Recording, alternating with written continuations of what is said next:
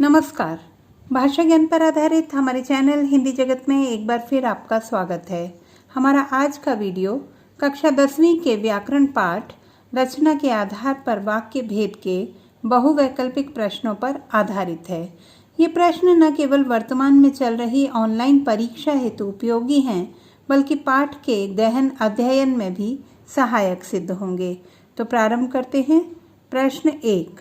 रचना के आधार पर वाक्य के भेद हैं 4, 3, 8। उत्तर 3। प्रश्न 2।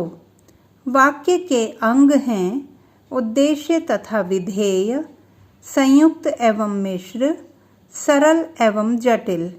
उत्तर उद्देश्य तथा विधेय। प्रश्न 3। मिश्र वाक्यों में आने वाले उपवाक्यों को कितने भेदों में बांटा गया है? 2, 5, 3। उत्तर 3। प्रश्न 4।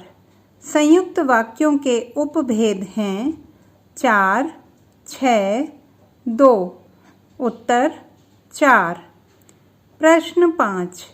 विशेषण उपवाक्य हेतु पहचान सूचक शब्द हैं कौन सा, कौन सी, क्या, कब, कहाँ, कोई।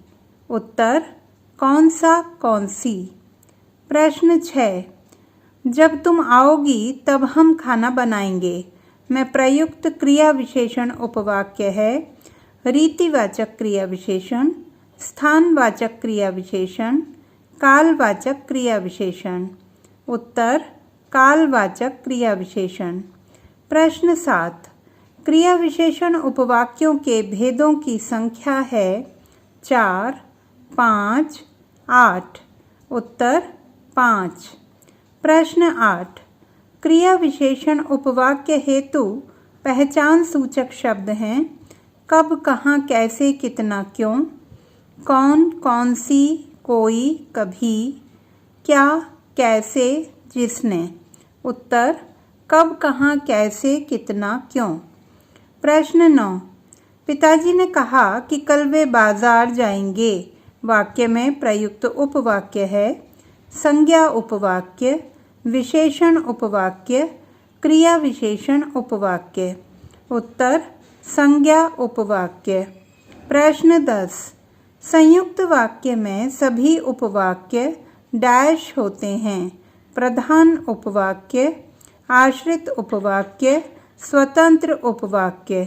उत्तर स्वतंत्र उपवाक्य। प्रश्न 11।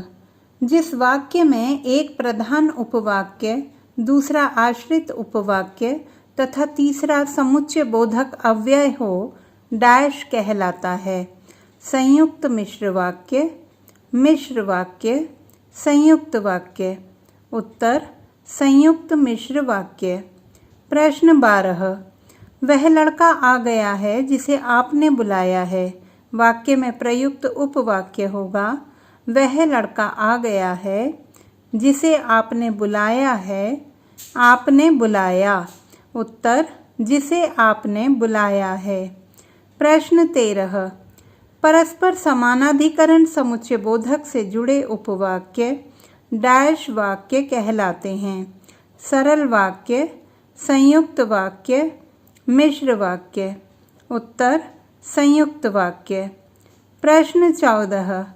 माँ ने कहा कि शाम को जल्दी घर आ जाना वाक्य में आश्रित उपवाक्य का भेद है संज्ञा उपवाक्य, विशेषण उपवाक्य, क्रिया विशेषण उपवाक्य।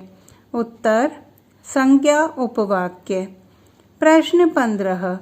बादल गरज कर चले गए वाक्य का संयुक्त वाक्य होगा जैसे ही बादल आए चले गए, बादल गरजे और चले गए, बादल गरज रहे थे इसलिए चले गए।